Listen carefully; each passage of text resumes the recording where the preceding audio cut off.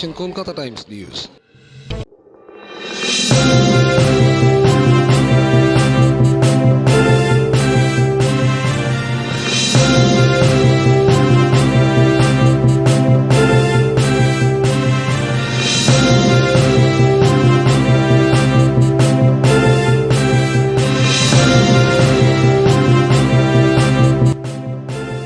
আপনারা দেখছেন Kolkata Times news. পয়লা তারিখ থেকে আপনারা রাজ্য জুড়ে ধর্মঘটে যাচ্ছেন, কি কারণ? রেশন ডিলারদের জীবন ও জীবিকা পুরো সংশয়, আমাদের রুজি রোজগার একদম শেষ হয়ে গেছে।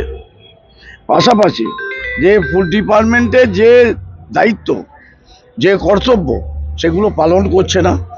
অর্থাৎ যে ইপসের মাধ্যমে যে রেশন দেওয়া হচ্ছে, প্রত্যেকটা মেশিনে, পশ্চিমবঙ্গে বিশেষ করে মেশিনে স্টকে ভুলে ভরা।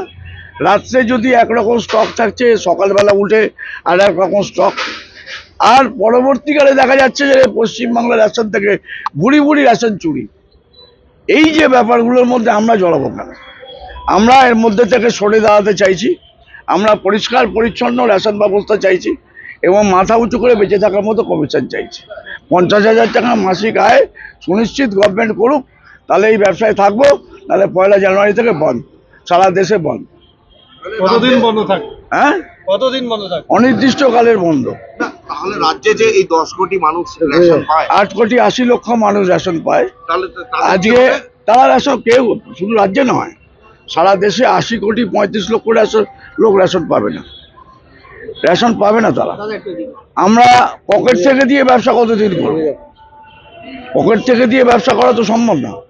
আমাদের তো সংসার আছে, জীবিকা আছে, আমাদের কর্মচারী আছে, আমাদের ঘর ভাড়া, ইলেকট্রিক বিল আছে, সেগুলো কে দেবে? কোত্থেকে পাবো? তার জন্যই ঘুম ভাঙানো যাচ্ছে না।